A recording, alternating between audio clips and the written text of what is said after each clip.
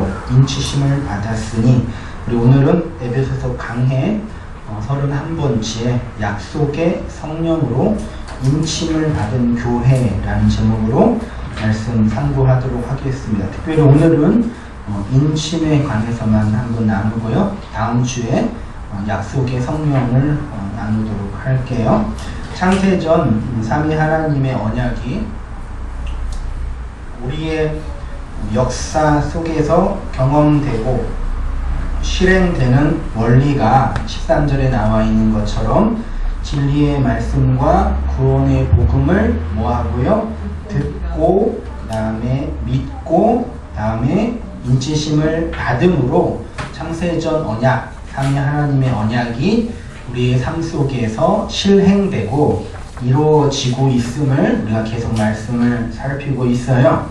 그 말씀과 복음을 듣는 것을 원문에 보면은 그 능동태로 되어 있어요. 듣고, 아쿠오, 믿고, 피스티오, 다 동사형인데 능동태로 되어 있어요. 우리가 듣는 거고 우리가 믿는 거죠. 그렇지만 우리가 듣고 우리가 믿기 전에 우리에게 들을 수 있는 귀가 있어야 되는 거였고, 우리에게 믿음이라는 것이 주어져야 되는 거죠. 그래서 믿을 수 있는 거고, 그래서 들을 수 있는 거죠.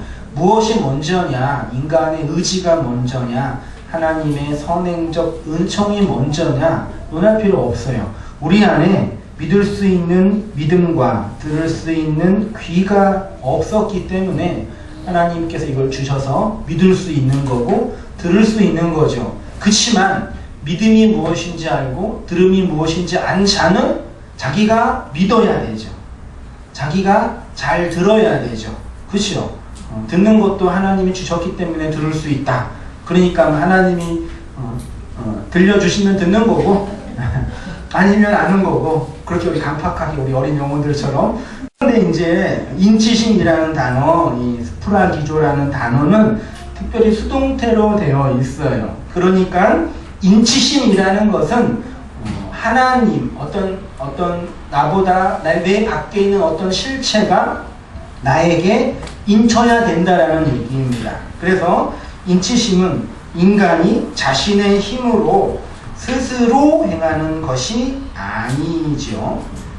그러면 그 성도를 인치시는 주체가 뭐냐? 히브리어로 보니, 헬라어로 보니까 호 푸뉴마, 호 에판겔리아, 호 하기오스.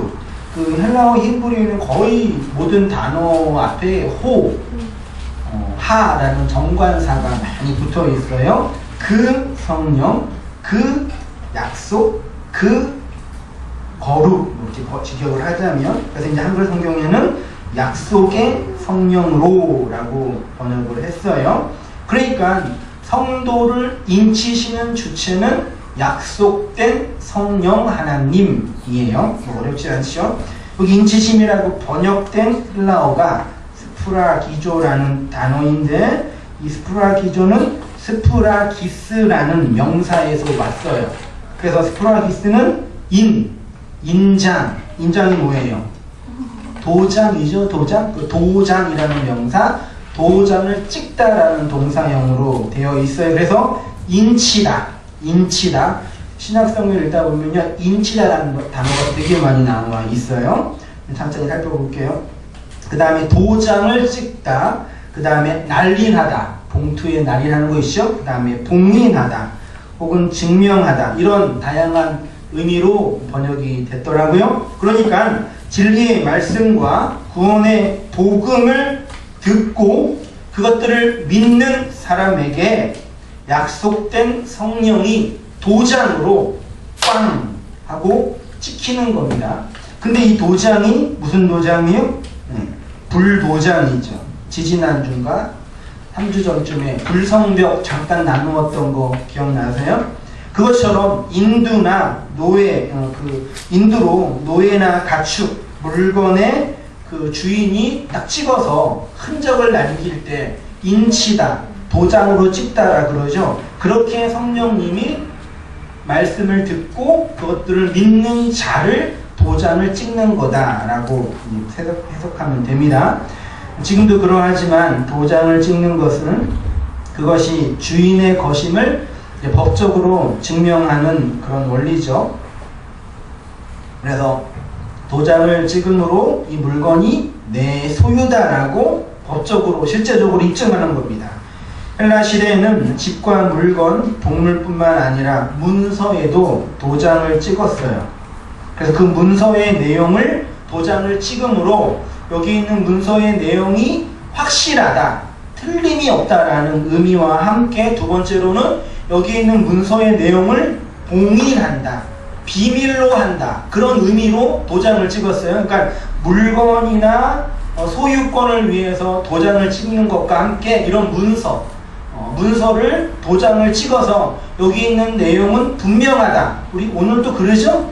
도장 찍으면 분명한 거죠? 그것과 함께 또 한 가지는 비밀, 감추어진 거, 봉인하는 거, 열면 안 되죠. 그래서 중요한 물건을 이렇게 봉투에 담고 뚜껑을 닫은 다음에 뭘 찍어요? 인봉하죠. 도장을 딱 치시죠. 그래서 이게 열리면은 열렸다고 흔적이 남는 것처럼 그런 의미가 이제 인을 치다, 스프랑기조라는 뜻이에요. 그러면 약속의 성령으로 인치심을 받았다는 것이 무엇이겠어요? 예수 그리스도의 복음, 십자가의 진리, 무스테리온적인 그 복음의 비밀을 우리가 담지하게 되었다라는 거예요. 그러니까 하나님이, 성령님이 진리의 말씀과 구원의 복음을 듣는 여러분에게 불도장으로, 성령의 도장으로 찍었다라는 것은 여러분이 누구의 것? 네, 하나님의 것이라는 것뿐만 아니라 여러분 안에, 우리 안에 뭐가 있다라는 것? 네, 하나님의 말씀이 비밀스럽게 감추어져 있다라는 얘기예요. 쉽게 발설하면 안 돼요. 쉽게 발설하면 안 되는 거예요. 예수님께서 사복음서에서 막 그 연약한 사람들, 병자를 고친 다음에 뭐라 그래요? 야, 내가 고쳤다고 자랑이 그랬어요? 말하지 마. 지금 아직 때가 아니야. 그런 어떤 비밀스러움이 있다는 얘기예요. 비밀스러움이죠. 우리가 배우고 깨닫고 경험한 이 복음의 내용을 그 시장이나 여러분 친구들이나 여러분 회사 동료에게 가서 얘기하면 뭐라 그래요? 얘기를 안 해서 모르죠? 그런 비밀스러운 은밀한 내용이 있는 것이 복음이라는 얘기입니다. 이 스프라기조가 그 구약 성경으로 가면 하탐이라는 단어로 사용이 됐는데 이 하탐이라는 단어가 똑같다. 인을 찍다, 봉인하다 그런 뜻인데 이 하탐이 명사형으로 가면 호탐이라고 되어 있어요. 그래서 도장, 인장, 반지, 이 호탐이라는 단어가 가장 먼저 성경에 사용된 부분이 창세기 38장이에요. 창세기 38장은 어떤 이야기인지 되게 생뚱맞는 이야기처럼 딱 떨어졌지만 되게 중요한 성경에 있는 내용입니다. 제가 몇 번 설교 시간에 성경 예로 들었던 부분인데 한 번 더 살펴볼게요. 창세기 38장 전체를 보면은 좋겠지만 그냥 제가 몇 가지만 추려서 말씀을 뽑았습니다. 창세기 38장 18절 보세요. 유다가 이르되 내가 내 떼에서 염소 새끼를 주리라. 그가 이르되 당신이 그것을 줄 때까지 담보물을 주겠느냐. 유다가 이르되 무슨 담보물을 내게 주랴. 그가 이르되 당신의 도장과, 도장이죠, 이 하탐이에요. 그 끈과 당신의 손에 있는 지팡이로 하라. 유다가 그것을 그에게 주고, 그가 누군지 알죠? 주고 그에게로 들어갔더라. 동침했더라예요. 그가 유다로 말미암아 임신하였더라. 24절. 석 달쯤 후에 어떤 사람이 유다에게 일러 말하되 내 며느리 다말이 행음하였고 그 행음으로 말미암아 임신하였느니라. 유다가 이르되 그를 이끌어내어 불사르라. 여인이 끌려 나갈 때 사람을 보내어 시아버지에게 이르되 이 물건 인자로 말미암아 임신하였나이다. 정하건대 보소서. 이 도장과 그 끈과 지팡이가 누구의 것이니까 한지라. 유다가 그의 그것들을 알아보고 이르되 그는 나보다 옳도다. 내가 그를 내 아들 셀라에게 주지 아니하였음이로다 하고 다시는 그를 가까이 하지 아니하였더라. 생뚱맞지만 한번 보세요. 내용은 이렇습니다. 유다가 창세기 38장을 보면은 가나안 사람 수아의 딸을 아내로 삼아요. 아내 이름은 안 나와요. 그냥 가나안 사람 수아의 딸, 중요한 인물이 아니라 봐요. 그 수아의 딸과 결혼을 해서 아들 셋을 낳았는데 첫째가 엘, 둘째가 오난, 셋째가 셀라예요. 근데 첫째 아들이 결혼을 했는데 첫째 아들의 부인이 누구다? 다말, 그러니까 유다의 첫 번째 며느리지요. 그 다말과 엘이 결혼을 했는데 자손을 보지 못하고 남편 엘이 죽었어요. 근데 고대근동 지역에 우리나라도 옛날에 뭐 그 삼국시대도 그랬지만 계대 결혼법이라는 게 있어요. 형사 오타예요. 형사예요. 형자가 아니라 형사 치수제라는 건데 형이 죽으면 형의 부인 누구예요? 형수를 내가 취하는 것. 그게 형사 치수제인데 고대 근동 지역에도 있었고 옛날 우리나라 시대도 있었대. 그래서 자손을 형 대신 얻게 하는 거죠. 형이 죽어서 형의 자손이 없잖아요. 그럼 동생이 들어가서 형수와 결혼을 하면은 첫째 아들은 누구 아들이에요? 동생의 아들이 아니라 형의 아들이 되는 거예요. 둘째부터 내 아들이 되는 거죠. 이게 고대 근동에도 있었고 신명기 25장 5절 이하에도 하나님께서 이스라엘 백성에게 율법으로 명령으로 지켜 주신 거죠. 그래서 이제 그것이 무엇이냐면 가문과 혈통을 중요시하던 고대 문화권에서 후사가 없이 죽은 형제의 대를 이어주기 위해서 친형제나 친족 중에 하나가 죽은 형의 부인과 결혼을 하여 아들을 낳아서 형의 대를 잇는 거죠. 여러분 이사야 사사기 시대에 룻도 이 형사치수제를 통해서 아들을 자손을 얻은 거거든요. 보아스가 그 아내로 취해가지고 자손을 얻은 건데 그건 거예요. 아무튼 그런 제도가 있었어요. 근데 이제 문제는 엘의 동생인 오난이 그 대신해서 이제 그 법을 따라서 다말에게 이제 남편으로 들어갔는데 이 여자가 팔자가 좀 세신 분이었나 봐요. 두 번째 남편도 죽어버렸어요. 네, 죽었어요. 남편도 죽었어요.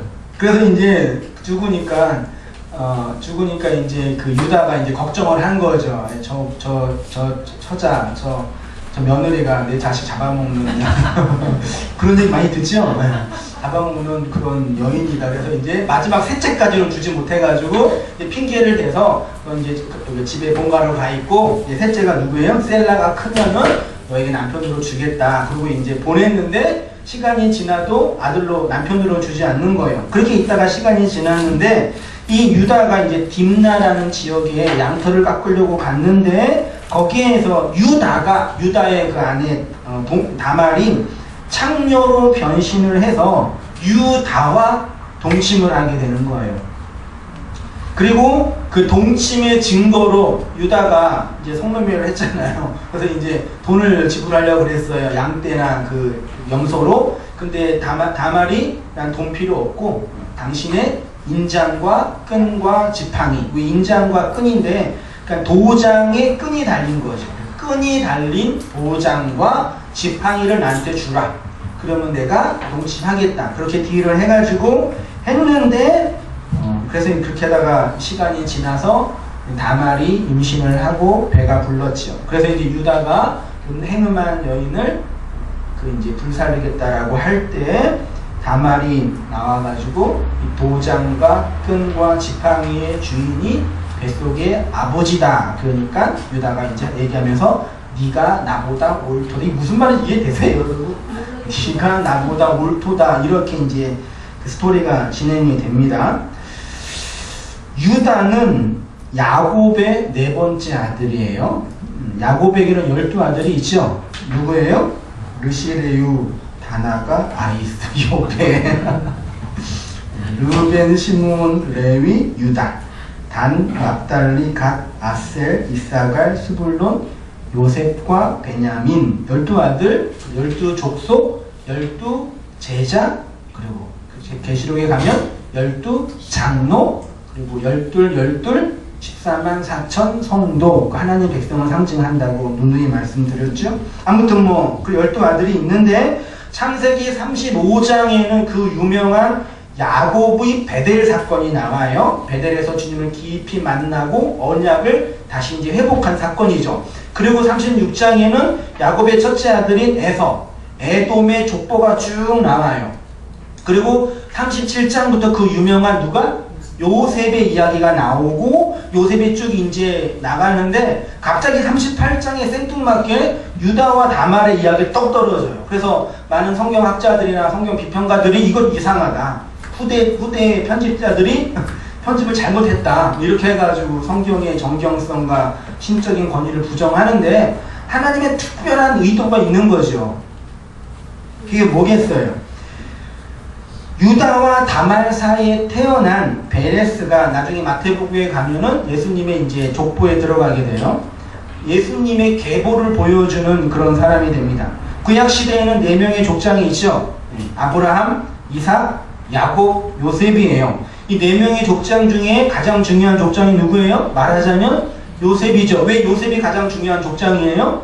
아브라함과 이삭과 야곱의 사상을 통합한 거죠. 마치 사복음서에서 마태복음, 마가복음, 누가복음, 요한복음이 있는데 마태복음은 살인하지 말라의 그 살인의 개념의 의미를, 누가복음은 마가복음은 간음하지 말라의 그 의미를, 그리고 누가복음은 거짓 증거하지 말라, 살인하지 말라, 간음하지 말라, 거짓 증거하지 말라, 마지막 예수님이 뭐라고 해서 산상순에서요? 사랑하라. 그럼 사랑하라의 서신이 복음서가 요한복음이죠. 근데 이게 구약에 그대로 나타나는 거예요.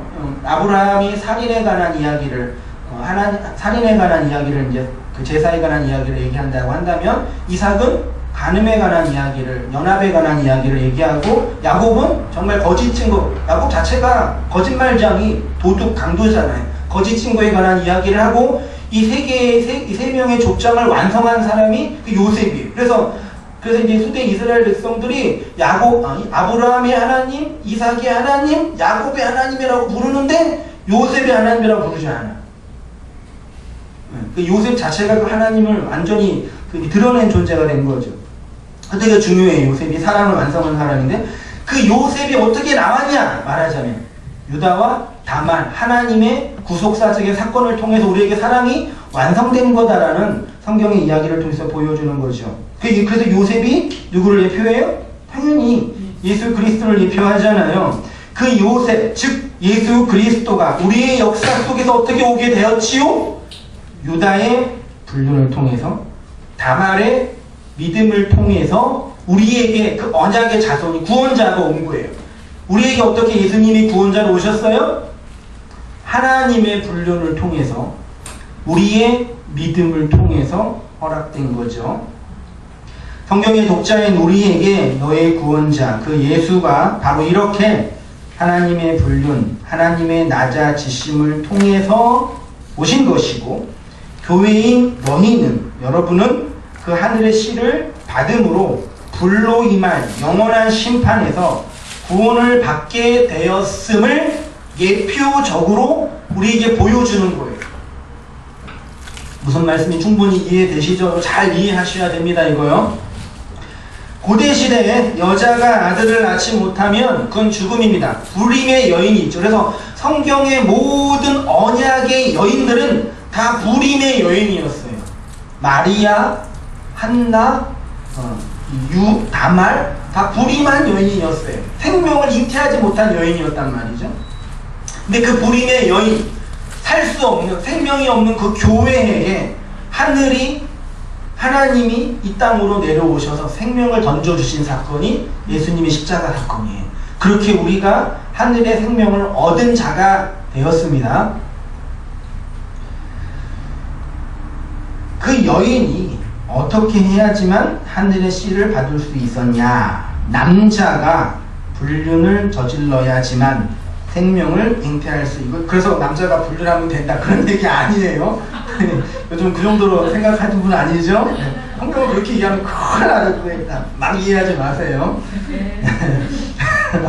그렇게 말하는 사람들이 있으니까요. 이 정도까지는 아니지만 성경은 자기 멋대로 자기한테 도움이 되는 대로 막 하려잖아요. 그 카톨릭도 그러고 있잖아요. 지금요. 그 카톨릭의 그 교황이 왜 그 위대한 분이에요? 위대한 사람이에요? 베드로의 그 70 몇 대 돈인가? 하나님께서 베드로를 통해서 교회를 세우신다고 그랬잖아요. 그 언약이 이제 교황까지 왔다고 하는 거죠. 뭐 말하면 길지. 아무튼 뭐 그렇게 막 하면 안 됩니다. 그 하나님의 불륜 사건이 뭐냐? 하늘의 영광의 자리, 그 전능하신 하나님의 피조물의 자리를 버리고, 영광의 자리를 버리고 피조물의 자리로 내려오신 사건이 정결한 여자가 창녀가 되는 것만큼 더 비참한 하나님의 불륜 사건이라는 얘기. 그것에 대해서 빌립보서 2장 6절 이렇게 말하고 있잖아요. 그건 하나님의 본체시나 하나님과 동등됨을 취할 것으로 여기지 아니하시고 오히려 자기를 비워 종의 형체를 가지사 사람들과 같이 되셨고 사람의 모양으로 나타나사 자기를 낮추시고 죽기까지 복종하셨으니, 뭐 교리로 말하면 하나님의 낮아지심, 성육신, 인카네이션 그렇게 표현하는데 오늘 본문을 통해서 그건 하나님의 불륜 사건이다, 뭐 이렇게 말할 수 있는 거예요. 그러면 그 이렇게 여자인 교회가 하늘의 씨를 받은 증거, 그 담보물이 무엇이냐라는 얘기입니다. 다말이 받은 끈이 있는 도장과 그 지팡이가 무엇을 상징하겠어요? 인장, 도장은 당연히 성령의 인침, 성령의 도장이 성령의 인침이에요. 성령으로 도장 찍다, 성령으로 날인하다, 성령으로 봉인하다가 성령의 인침이잖아요. 그게 성령을 상징하는 거고, 그 다음에 지팡이는 하나님의 말씀, 지팡이로 우리를 인도한다 그러셨잖아요. 하나님의 말씀을 상징하는 거, 제가 갖다 붙인 거 아니라 성경 전체를 연구하면서 쭉 성경 신학적으로 본 거예요. 이렇게 하늘의 생명을 받은 성도에게는 그 말씀으로 말미암는 성령의 인침이 있어요. 한번 잘 보세요. 쭉 마음으로 들춰보세요. 하늘의 생명을 받은 성도에게는 뭐가 있냐면 그 말씀으로 말미암는 성령의 인침이라는 게 있어요. 성도에게는 하늘의 씨를 주신 하나님께서 역사의 마지막에 온 세상을 심판하러 다시 오실 때, 다시 오시죠. 예수님께서 산자와 죽은 자를 심판하시러 다시 오신다 그러셨죠. 우리도 하나님의 심판 앞에 서게 되겠죠. 그때 하나님의 심판과 하나님의 심판으로부터 면제되기, 구원받기 위해서는 뭘 내놔야 돼요? 뭘 내놔야 돼요? 우리의 착한 행동, 우리의 예쁜 자매님들의 예쁜 얼굴, 우리의 의, 우리의 종교적인 봉사 생활, 이런 걸 내놔야 돼요? 그러면 이제 죽는 거예요. 신부가 신랑에게 내놓아야 할 것이 뭐예요? 하늘의 씨가 여러분에게 주어졌을 때 그 씨가, 그 씨의 주인인 하나님이 여러분에게 준 담보물이 있죠? 집사님만 있으시나요? 여러분, 이거 중요해요. 정말 중요해요. 이거 없으면 큰일 나요. 하나님께서 말씀을 통해 예수 그리스도의 십자가를 통해 여러분에게 찾아오셨잖아요. 그렇죠? 그때 여러분에게 주신 담보물이라는 게 있을 거예요. 그게 양떼나 소떼나 염소용은 큰일 나는 거예요. 하나님이 여러분에게 주신 담보물 있죠? 뭐예요? 내놔보세요. 미리 한번. 그거 찾아볼게요. 하나님이 당신의 백성에게 주신 그 담보물, 진리의 끈으로 연결된 인장과 그 지팡이는 곧 뭐냐? 성령의 인침으로 증거된 하나님의 말씀. 말씀이라는 걸 주셨는데 그 말씀이 그냥 말씀이 아니라 성령의 인침으로 증거된, 성령으로 증거된 말씀을 주신 거예요. 그래서 하나님의 백성에게만 하나님의 말이 있어요. 말이 말씀이잖아요. 그 말이 문자화된 것이 말씀이고 계시된 성경이고, 그 말씀의 실체가 누구예요? 예수 그리스도잖아요. 예수님이 말이고 말씀이고 그 말을 우리에게 말씀으로 주신 거죠. 성령은 그 말씀을 진리로 드러나게 하고, 그래서 성령 하나님이 뭐냐?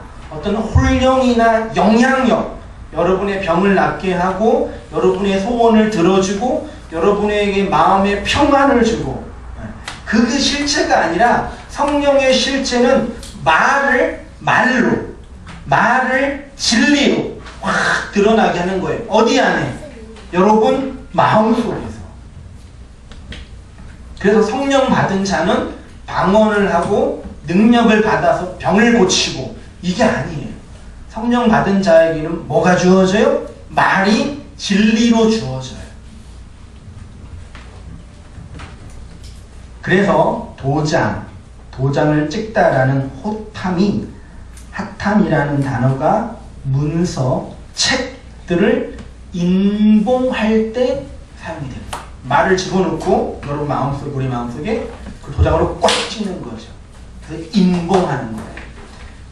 사사기 29장 11절. 그러므로 모든 묵시가, 말씀이죠, 너희에게는 마치 봉한 책의 말이라. 그것을 유식한 자에게 주며 이르기를 그대에게 청하노니 이를 읽으라 하면 대답하기를 봉하였으니 못하겠노라. 하나님의 말씀을 지식 있는 사람에게 읽으라고 주면 못 읽어요. 읽지 못한 얘기가 아니라 무슨 말인지 몰라요. 오늘 우리가 당장 봤던 창세기 38장의 유다와 다말 사건도 읽어보세요 주면은 어떻게 해석해요? 안타깝게도 저도 별로 이 해석을 못 들어봤어요. 어떻게 해석할까요? 이런 하나님 우리가 어떻게 믿어요? 이렇게 이해해요. 지난주에 제가 여러분에게 온땅교회 믿음의 내용과 말씀의 내용 14개로 정리해서 줬잖아요. 한번 여러분 친구나 읽어보라고 줘보세요. 뭐라 그럴까? 한번 줘봤어요? 한해자매? 동생한테 줘봤어요? 네. 네, 인간의 기본적인 상식과 이성으로 성경을 읽으면은 무슨 책으로 읽어요? 인간의 상식과 이성으로 성경을 읽으면 어떻게 읽어요? 도덕책, 윤리책, 그리고 혹은 성공의 법칙, 혹은 마음의 평안, 이 정도로 해석해요. 그 이상 그 이하도 아니에요. 그 말씀하는 겁니다. 다니엘서 12장 4절. 다니엘아, 마지막 때까지 이 말씀을 간수하고 이 글을 봉함하라. 많은 사람이 빨리 왕래하며 지식이 더하리라. 말씀은 언제까지 닫혀져 있어요? 본문에 보세요. 마지막 때까지. 그러면 마지막 때가 되면 말씀이 열린다는 얘기죠. 그럼 마지막 때가 언제예요? 성경이 말하는 종말의 때가 언제죠? 마지막 때. 지금도 가끔 사람들이 이제 마지막 때가 가까이 왔으니까, 그래서 이제 카톨릭 그 교황도 그 사탄이라고 말하는데, 마지막 때가 가까이, 에어컨 좀 틀어주세요. 마지막 때가 가까이 왔으니까 이제 우리가 그 마지막 때를 준비해야 된다 그러는데, 역사의 마지막의 시작은 언제죠? 여러분이 성령을 받을 때, 그때가 마지막이에요. 성령이 이 땅에 강림해서 그때부터 이제 마지막 종말이 시작되는 거예요. 그러니까 우리 역사, 우리의 개인적으로 경험을 하자면 뭐냐면은, 여러분들이 말씀을 읽고 진리를 받아들여서 성령이 여러분의 마음속에 들어올 때, 그때 뭐가 시작되는 거예요? 종말이 시작되는 거예요. 그래서 끝을 향해 가는 거라고요. 그게 마지막 때예요. 내일이 아니고 내년이 아니고, 종말의 때가 어떤 시작의 시간과 공간의 끝이 아니라 진리를 받아서 그것이 무엇인지 알게 될 때가 종말의 때. 그것이 성령 강림과, 구속사적인 관점에서 성령의 강림과 마지막 예수님께서 재림할 때까지, 이 역사의 어간 몇 년 지났어요 지금? 2000년 지났어요 벌써요? 언제가 될지는 나도 모르겠지만 곧 올 거예요. 이때가 이제 종말의 때예요. 뭐 내일 온다 뭐 그런 식으로 말하는 사람 그냥 믿지 마시고 약 하나 주세요. 안정제 같은 거. 계시록 5장 1절. 내가 보매 보좌에 앉으신 이를 이의 오른손에 두루마리가 있으니 안팎으로 썼고 7인으로 봉하였어요. 또 내가 보매 힘있는 천사가 큰 음성으로 외치기를, 누가 이 두루마리를 펴서 인을 떼기에 합당하냐. 감추어진 진리를 떼야 되는데, 그래야지 마지막 때의 진리가 열릴 거 아니에요. 근데 이게 닫혀져 있대요. 그래서 하늘이나 땅이나 땅 아래 능히 이 두루마리를 펴거나 보거나 할 자가 없더라. 그 두루마리를 펴거나 보거나 하기에 합당한 자가 보이지 아니하기로 어떻게 했대요? 내가 크게 울었더니 요한의 이야기입니다. 마지막 때에 관한 이야기를 이제 봐야 되겠는데 요한이 이 책이 안 열리는 거. 두루마리, 옛날에는 두루마리 이게 편피스로 이렇게 말려져 있었거든. 이걸 펴야 되잖아요. 그럼 끈으로 묶어놨거든. 이걸 풀어야 되는데 풀 사람이 없는 거예요. 이걸 누가 풀 수 있을까 하는데 천사가 옆에서 얘기하는 거예요. 5절에 장로 중 한 사람이, 장로가 내게 말하되 울지 말라. 누구요? 유대 지파의 사자 다윗의 뿌리가 이겼으니 그 두루마리와 그 7인을 떼시리라. 유대 지파죠. 유대가 유다예요. 유다, 야곱의 네 번째 아들, 그게 유다예요. 유다의 헬라어 음역이 유대예요. 유대인은 유다인이에요. 유다예요. 네 번째 아들. 지금 우리가 공부하고 있는 유다와 다말이야, 걔예요. 그분이에요. 그분의 그 유대 지파의 뿌리, 예수님이죠. 십자가에서 죽으시고 승천하셔서 영으로 두루마리의 7인을 떼는 거예요. 떼다가 헬라어로 리온데 풀다예요. 열다, 석방하다, 해결하다. 계시록 22장 10절 또 내가 말하되 이 두루마리의 예언의 말을 임봉하지 말라. 이게 봉하면 안 돼요. 왜요? 마지막 때니까. 언제예요? 지금이에요. 계시록에 있는 여러 가지 그 역사적인 이야기, 뭐 666, 뭐 요즘에 베리침 얘기도 하고, 누가 그 짐승의 숫자를 이렇게 받으면은 이제 우리가 우상을 숭배한다 그러고 예수님이 휴거, 그거는 다 지금 여러분이 예수님을 믿고 있는 이 어간, 영적인 이 전투, 영적인 이 삶 속에서 일어나는 우리의 마음의 다양한 변화, 이게 지금 마지막 때예요. 우리의 삶 속에 실현되고 있는 마지막이란 말이에요.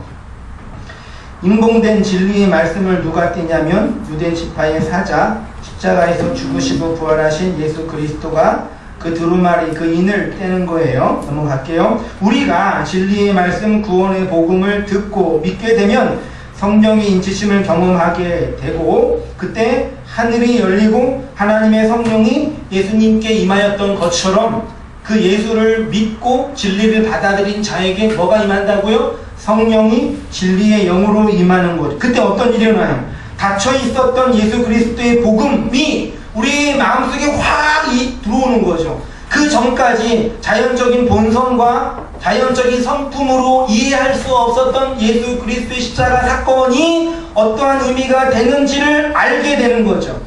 하나님의 구속사가 우리 안에서, 우리의 마음 속에서, 우리의 역사 속에서 확 펼쳐지는 거죠. 그래서 성령의 인침, 약속의 성령으로 인치심을 받은 것은 신비주의자들이 말하는 것처럼 어떠한 종교적인 경험을 하는 것이 아니라 우리 안에 죄와 악으로 닫혀 있었던 하나님의 말씀이 열리게 된다. 뭐가 열린다고요? 말이 열려요. 그러니까 어떤 말 말고 다른 체험들 있죠. 그런 것들이 기독교에 꼭 굳이 필요할까라는 그런 생각이 듭니다. 그렇다고 막 그런 것 자체를 우리의 감정적인 어떤 정서나 그런 변화를 무시하는 그런 것들은 일반 은총과 우리의 삶에 열리게 돼요. 이게 무슨 말씀인지 이해할 수 있죠? 준이 너도 이해할 수 있어요? 이해할 수 있다고 하네요. 이해할 수 있을 거예요. 네, 그렇습니다. 그래서 임봉되었던 그 하늘의 진리가 우리 속에서 풀리게 되고 열리게 되죠. 그래서 그리스도인의 가장 중요한 특징은 썸네일인가요? 마음에 진리의 말씀이 들리게 된다. 뭐가 들린다고요? 하나님의 말씀이 계시된 성경을 통해서 들리게 돼요. 그 말씀이 내 안에 들리게 되니까 그 말로, 그 진리로 나 자신을 바라보게 되고, 나만 바라보지 않고 이 타자와 이 역사와 이 세상을 하나님의 관점과 성경의 원리로 바라보게 되죠. 그래서 진리가 내 안에 들어오면 원수였던 나를 사랑하는 자가 되죠. 이해되죠? 그 원수를 위해서 기도하라 그랬잖아요. 진리를 깨닫게 되면 가장 먼저 나타난 원수가 누구예요? 남편이잖아요. 왜 그러세요?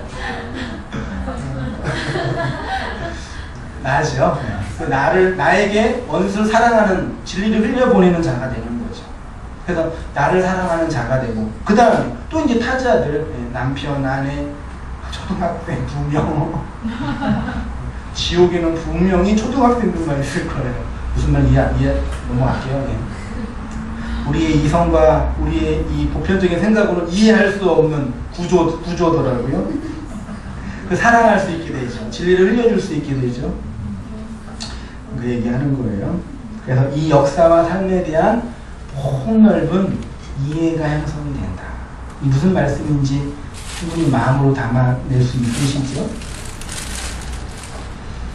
결국 성령으로 미친다는 것은 무엇이냐? 다음 주에 성령의 약속된 성령을 공부하겠지만, 약속의 성령은 하나님의 약속, 하나님의 언약을 실행시킬 그 주체가 성령 하나님이란 뜻이고, 그 성령 하나님은 어떤 혼령이나 영향력이나 감흥이 아니라 구별된 말씀, 말이 곧 영이고 영이 곧 말이라 그랬잖아요. 그 말, 언어, 문자가 내 안에 들어오는. 그래서 제가 이렇게 한번 정리만 해봤는데, 삼위 하나님을 말과 표현을 하자면, 비교해서 표현을 하자면, 성부 하나님은 약속하신 말이라고 설명할 수가 있고, 성부 하나님은 약속하신 말, 약속된 말이라고 표현할 수 있다면, 성자 예수님은 실행된 말, 선포된 말이라고 표현할 수 있고, 성령 하나님은 뭐예요? 그러면 경험된 말, 확증된 말이라고 설명할 수가 있죠. 그래서 이 아담이 선악과를 먹은 이후로 모든 인류는 무엇을 잃어버렸어요? 하나님의 말을 잃어버렸어요. 중요합니다.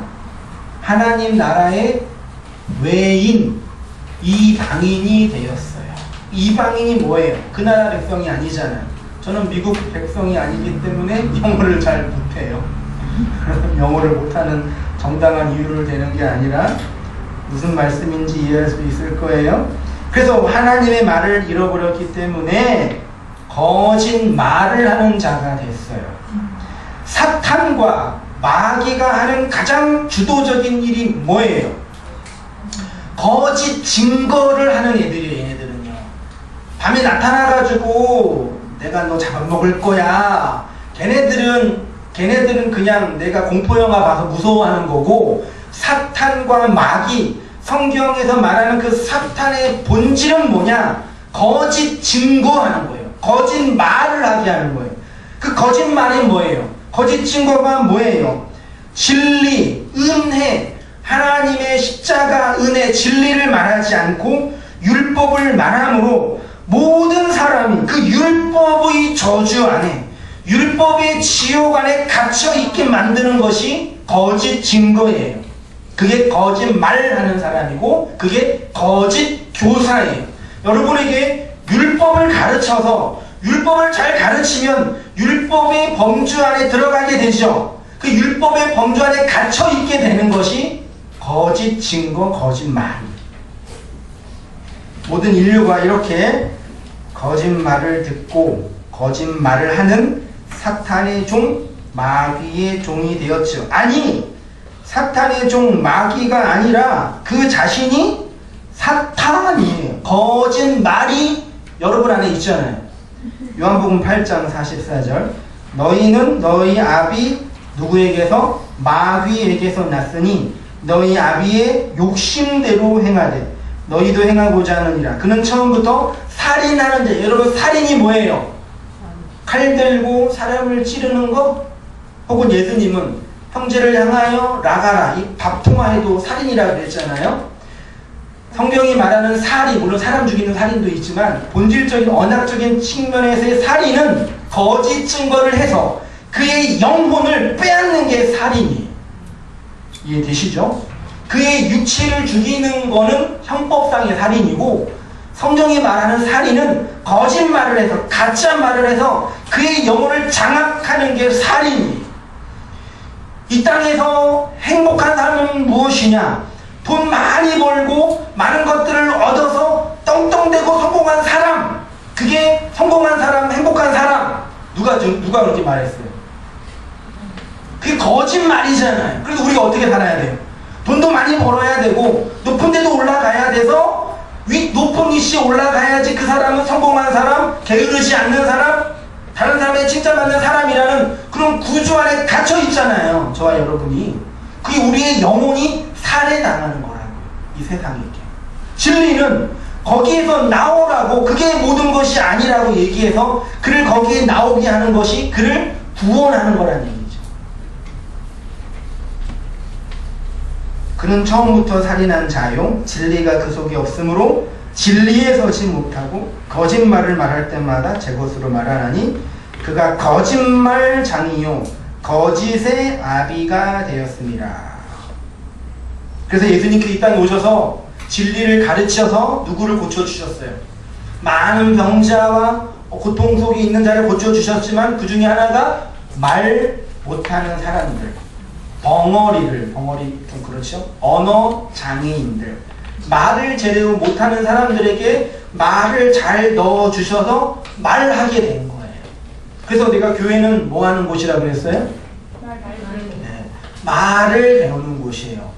여러분, 하나님께서 일반 은총과 일반 계시의 영역 안에서 이 사회에 필요한 말을 가르치는 기관 2개를 허락해 주셨어요.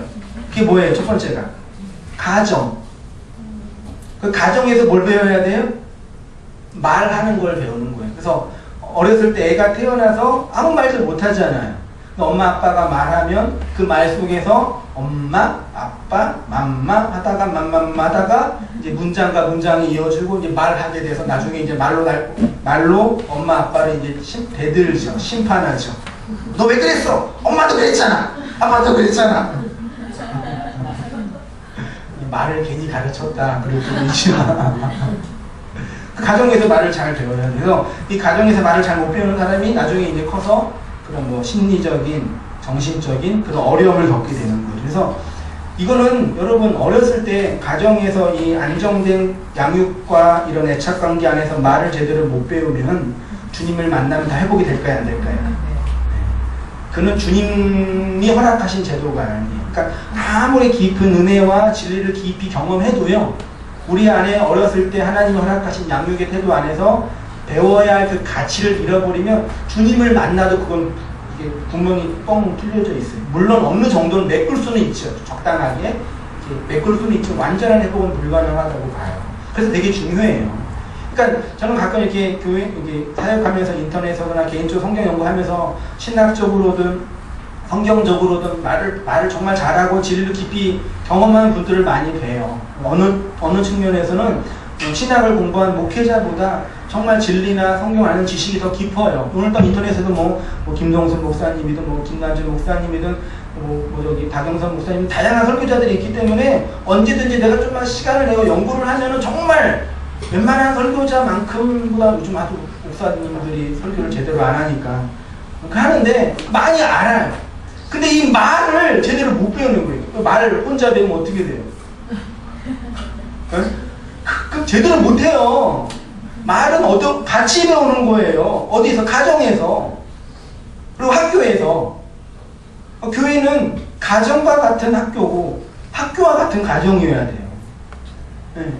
엄마 아빠가 많이 배우고 똑똑해야지 아이들이 말 잘 배워요? 그거 아니잖아요. 근데 그런 생각을 못하면서 그냥 지가 혼자 배웠다고 나 잘났네 그러면서 이것저것 떠들어대는데 기도 다 확 때리고 싶지만 사람이 되고 하나님 그러고 싶었던 거 많이 있어요. 가서 좀 이렇게 이 일반 은총의 영역에서 좀 연애도 하고 돈도 좀 벌고 좀 고생도 하면서 좀 사람으로 성장을 좀 해라. 우리 큰아들 준이가 말을 되게 잘하거든요. 말로 그러면 안 돼요 이제. 그래서 생각해봐요. 어린아이가 영어를 좀 안다고, 영어 문장 좀 안다고 그 타임즈 같은 거 읽을 수 있겠어요? 읽을 수는 있죠. 근데 해석은 불가능해요. 해석도 가능하죠. 근데 그 의미를 파악을 못해요. 그거는 타임즈 같은 그런 잡지는 영어만 많이 한다고 될 게 아니라 이 역사와 정치와 세계에 대한 의미를 파악해야 되잖아요. 내가 성숙을 해야, 내가 성장을 해야 돼. 내가 어른이 돼야 돼요. 맞지요? 성경도 마찬가지예요. 성경도 저도 제가 경험해서 알아요. 어렸을 때 청년 때 그 치기 어린 마음으로 막 그 선배 목사님들 그것도 목사 속으로 그렇게 했는데 나중에 커 보니까 뭐 다 잘하신 건 아니지만 내가 어렸다 그런 생각이 들거든요. 그래서 그렇게 말을 함께 배우는 거예요. 어디서? 교회에서. 한 공동체 안에서 말을 잘 듣고 말을 잘 배워서 제가 여러분에게 설교를 여러분 어느 정도 설교 다 듣죠 이제. 어렵지 않죠? 그쵸? 다, 한세희 목사님 설교하면, 이건 다 알죠? 그쵸? 네. 그거 다 아는데 이제 집에 가면 어떻게 해요? 까먹잖아요. 그래서 그것들을 묵상하고, 기도하고, 정리하고, 그 다음에 어떻게 해요? 말해야죠. 이웃들에게, 여러분 친구들에게, 함께 있는 공동체에게, 내 말, 그래서 그 사람이 많은 말을 보면은 그 사람이 어떤 사람인지 뽀록 나는 거죠. 아무리 잘 알고 아무리 탁월한 지식이 있어도 사람에 대한 이해, 역사에 대한 삶의 이해가 없으면 말은 맞는데 왠지 그럴 때 있잖아요. 말은 맞는데 기분은 나빠. 틀린 말은 하지만 괜히 짜증나. 이러고 있잖아요. 그게 마음과 심령이 성숙하지 않는 태도에서 지식만 나열하기 때문에 그런 여러분 그런 위험에 빠지면 안 됩니다. 제가 잔소리를 많이 했네요. 그래서 교회는 함께 하나의 말을 배워요. 스타 강사, 학원 강사, 강의를 아무리 들어도 우리의 삶 속에서 말을 나누지 못하면 스타 강사는 학원 강사는 내 밖에는 어떤 그냥 강사예요. 착각하면 안 돼요. 그래서 말을 잘 배우셔야 됩니다. 근데 신약성경에 가면은 말을 잘못해가지고 한 방에 훅 가신 분들이 계십니다. 말을 잘못해서. 사도행전 5장에 있어요. 사도행전 5장 3절이야. 베드로가 가로되 아나니아야 어찌하여 사단이 내 마음에 가득하여 내가 성령을 속이고 땅값 얼마를 감추었느냐. 땅이 그대로 있을 때 내 땅이 아니며 판후에도 내 임의로 할 수 없더냐. 어찌하여 이 일을 내 마음에 두었느냐. 사람에게 거짓말한 것이 아니요 하나님께로다. 아나니아가 죽게 된 이유는 뭐죠? 베드로가 어떻게 말했냐면 사단이 마음에 가득하여 성령을 속이고 땅값 얼마를 감추었대요. 어떤 말씀인지 알고 계시죠? 본문에 보면 직역을 하면 그 땅의 그 가치를 가로채다예요. 아나니아와 삽비라가 교회에 헌금을 하려고요. 모든 재산의 땅을 다 팔았어요. 할렐루야. 다 팔았어요. 근데 그 중에 얼마를 본문에 보면은 가로챘어요. 그 땅의 가치를 가로챘어요. 잘 보세요. 사도행전 속의 교회의, 초대교회의 모습은 하나님의 나라가 어떻게 교회를 통해서 이루어지는지를 상징적으로 설명해요. 오늘날 이 교회 개혁의 문제를 많이 얘기하면서 많은 교회나 목사님들이 우리가 초대교회로 돌아가야 된다고 많이 얘기해요. 큰일 나요. 헌금 잘못하면 죽어요. 돌아가면 안 돼요. 그리스도의 십자가와 부활 사건이 선포되자 많은 사람이 큰 은혜를 받아서 하늘의 진리를 자신의 마음과 삶 속에 담지하게 되었고, 그 모습이 뭐냐? 밭과 집을 팔아서 사도들의 발 앞에 두고 사도들은 그 파는 것을 가지고 가난한 자에게 나누어 주었어요. 여러분 이제 제가 이 본문을 읽으면 어떤 의미인지 딱 필이 와야 돼요. 필 왔어요? 사도행전 4장 33절 5장 앞에 있는 장이에요. 사도들이 큰 권능으로 주 예수의 부활을 증언하니 큰 권능으로 진리를 증언했어요. 무리가 큰 은혜를 받아 그 중에 가난한 사람이 없으니 이는 밭과 집 있는 자는 팔아 그 판 것의 값을 가져다가 사도들 발 앞에 두매 그들이 각 사람의 필요를 따라 나누어 줌이라. 구브로에서 난 레위족 사람이 있으니 이름은 누구예요? 이름이 누구예요? 요셉이에요. 요셉이 누구예요? 요셉이 거기 창세기 38장에 전에 나왔던 그분이에요. 구브로에서 난 그 요셉, 바라바라고 이름한 그 요셉이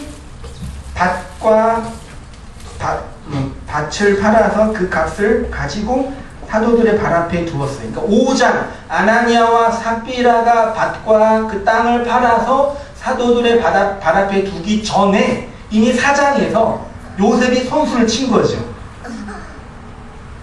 이 말씀은 은혜를 많이 받으면 집 팔고 땅 팔아서 교회 헌금한다는 거지요.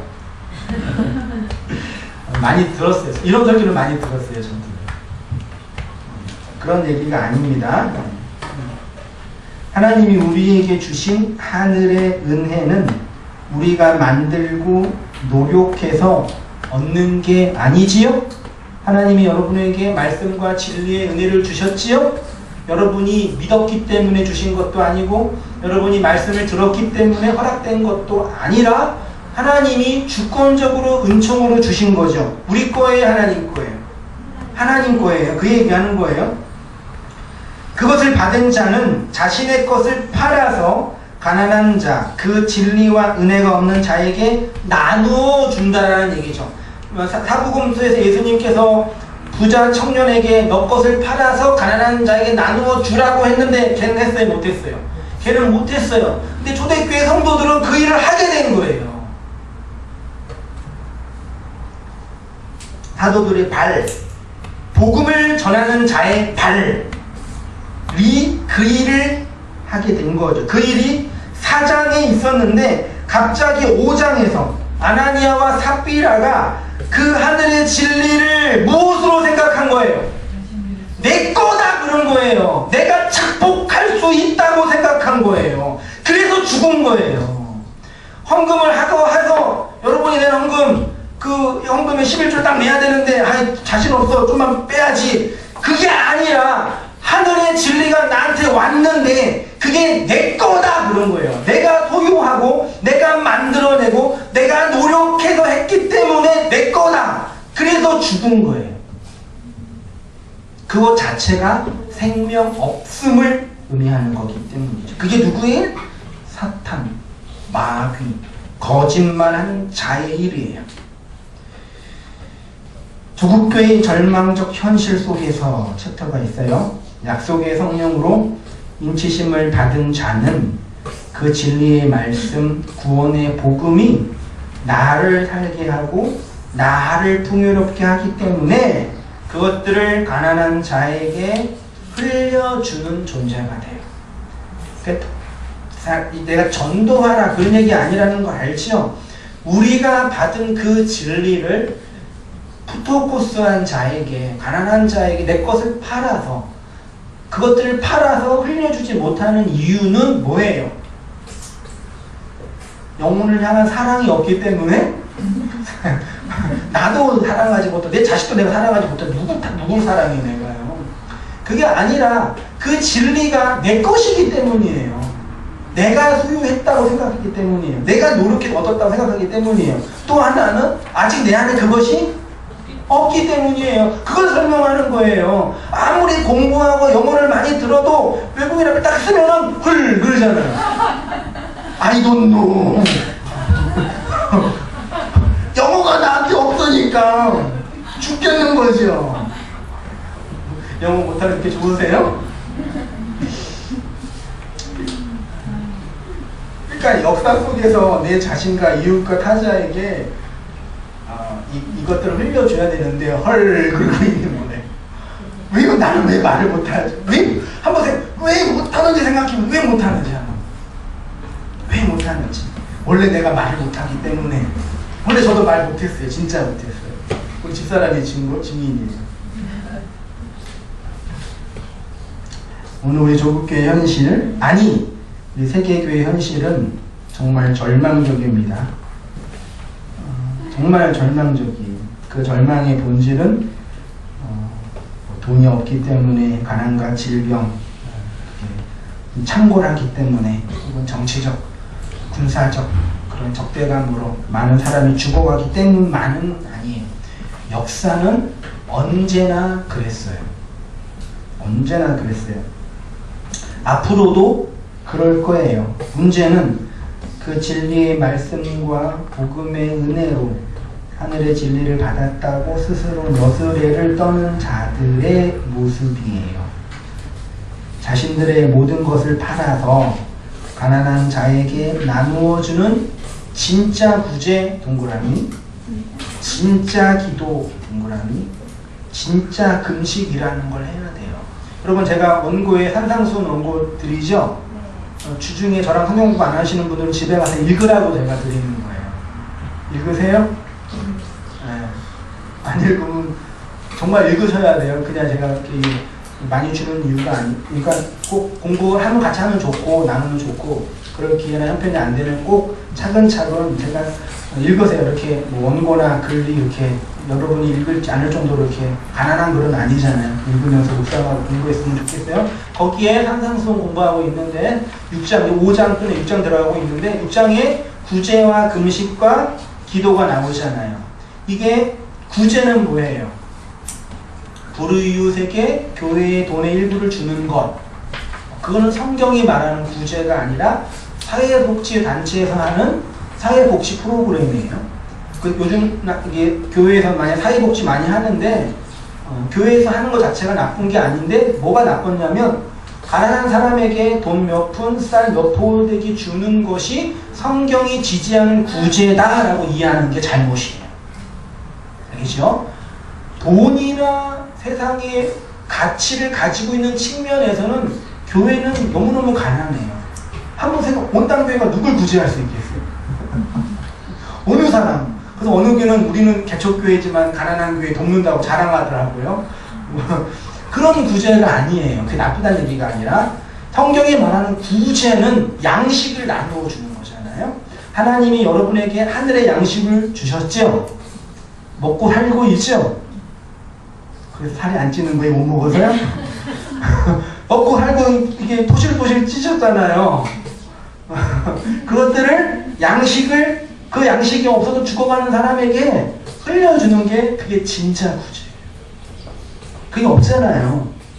일이 배고파서 삐쩍 마른 이리들이잖아요. 양식을 흘려주는 거, 살게 하는 거, 그게 진짜 구제예요. 진짜 구제하시기 바랍니다. 네. 그러면 진짜 기도는 뭐예요? 프로슈코마이, 프로스 어디로 어디를 향해서, 슈코마이는 뜻, 의지예요. 하나님의 뜻을 우리가 알게 됐죠. 네. 베레시트 창세전 언약을 통해서 내 머리를, 예수의 머리를 내 머리를 붙여서 너희들을 교회로 세우겠다. 알았죠? 그것들을 내 역사 속에서 하나님 이루어주세요. 그게 기도예요. 수영장 가야 되니까 비 안 오게 해주세요. 그건 기도가 아니란 말이에요. 그건 소원과 바람이죠. 하나님 그런 기도 안 들어주시죠. 여러분의 삶에 필요한 모든 것들을 기도해도 안 들어주세요. 진짜 기도는 뭐냐? 하지 말라는 얘기가 아니라 열심히 하세요. 지금부터 배우자를 위해서 100가지 기도 제목을 열심히 하세요. 나중에 응답되면 간증도 해주시고 그럼 좋겠어요. 근데 진짜 기도는 하나님의 뜻을 내가 알았어요. 그 창세전 언약을 알았죠. 그럼 내가 내 삶 속에 그 하나님 언약이 이루어지기를 기도합니다. 했죠. 그러면 또 이제 세상을 보니까 저분 보니까 아직 머리 안 잘리셨네. 하나님 저 사람에게도 그 진리를 허락해 주세요. 그게 기도란 말이에요. 그게 사랑하는 거라고. 양식을 나누어줘서 내가 복음을 하나 알았는데 이게 복음이 이게 그거다. 얘기해. 네가 알고 있는 건 좀 이게 문제가 있는 것 같아. 이렇게 잘 차근차근 잘난 척하지 마시고. 너 그런 식으로 하면 되겠어? 그래서 이제 말을 할 때요. 사람이 물론 어느 정도 이렇게 논쟁과 싸움이 없을 수는 없지만 사람들이 말을 할 때 내 중심, 잘 들으세요. I 메시지의 측면에서 이야기를 못해요. 예를 들어서 타자가 나한테 잘못을 했는데 너는 왜 그따위로 공부를 안 해? 예를 들어서 이렇게 하면은 그 말 듣는 사람이 기분 좋아요, 나빠요? 나쁘죠. 그렇게 얘기하면 안 되고 내 입장에서 그 사람에게 던져줘요. 그게 프로슈코마이거든요. 네가 공부를 안 하니까 아버지 마음이 너무 아프다. 준이야, 공부 좀, 준이가, 내 입장에서